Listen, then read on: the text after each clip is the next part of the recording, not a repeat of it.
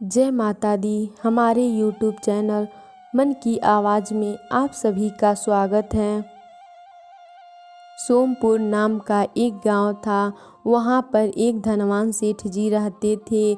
उसका भरा पूरा परिवार था। बेटे बहू और बेटी भी थी और नाती पोते भी थे। एक समय सेठ जी की छोटी बहू ने संकटा माता का व्रत करने का संकल्प लिया।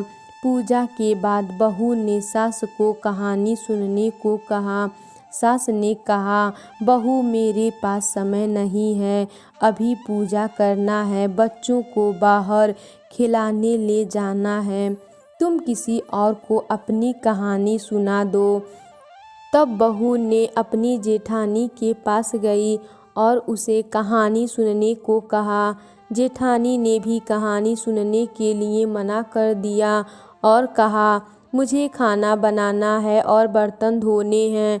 फिर छोटी बहू ने अपनी दूसरी जेठानी से कहा, जीजी मेरा कहानी सुन लो। वह भी बहाना कर दिया और कहा, मुझे अभी बच्चों को देखना है। फिर वह अपनी ननद के पास गई और कहा, ननद रानी मेरी कहानी सुन लो। तो ननद ने भी मना कर दिया। ननद ने कहा, मेरा ससुराल से बुलावा आया है, मुझे ससुराल जाने की तैयारी करनी है। अब बहू बहुत परेशान हुई। तभी वहाँ से राजा जा रहे थे। छोटी बहू ने सोचा, क्यों ना राजा को ही कहानी सुना दूँ। तभी छोटी बहू राजा के पास गई और राजा से बोली, राजा जी मैंने संकटा माता का व्रत किया है, आप संकटा माता की कहानी सुन लीजिए। तो राजा ने कहा, मुझे तो पूरा राज्य घूमना है, मेरे पास समय नहीं है। छोटी बहू बहुत निराश हुई। तब ही वहाँ उसकी पड़ोसन आ जाती है। छोटी बहू अपनी पड़ोसन से कहानी सुनने को कहती हैं। तो पड़ोसन कहती है, ठीक है मैं तुम्हारी कहानी सुनूंगी। तब बहू और पड़ोसन दोनों मिलकर बढ़िया तरीके से पूजा करते हैं और कहानी सुनते हैं।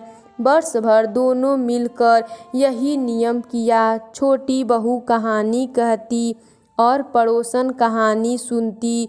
छोटी बहू का संकटा माता का व्रत का संकल्प पूरा हुआ। जिस दिन उसे व्रत का संकल्प किया, छोटी बहू के व्रत से संकटा माता प्रसन्न हो गईं और उन्होंने नारद जी से कहा, नारद तुम विमान लेकर धरती लोक पर जाओ और उस स्त्री यानी कि छोटी बहू को मेरे पास लेकर आओ, मैं उसे अपना दर्शन देना चाहती हूँ। नारद जी ने संकटा माता की आज्ञा लेकर धरती लोक पर आ गए और छोटी बहू से चलने को कहे। तभी उसकी सास वहाँ आ गई और बोली, मुझे भी तुम्हारे साथ जाना है। लेकिन बहू ने मना कर दिया। बहू ने अपनी सास से कहा, आपको तो पूजा करनी है और गांव में बच्चों को खिलाने ले जाना है, आप मेरे साथ कैसे जा सकती हैं। फिर बड़ी जेठानी ने छोटी बहू से साथ जाने को कहती हैं। बहू कहती है, आप मेरे साथ कैसे चल सकती हैं, आपको तो खाना बनाना है। फिर छोटी जेठानी आती है।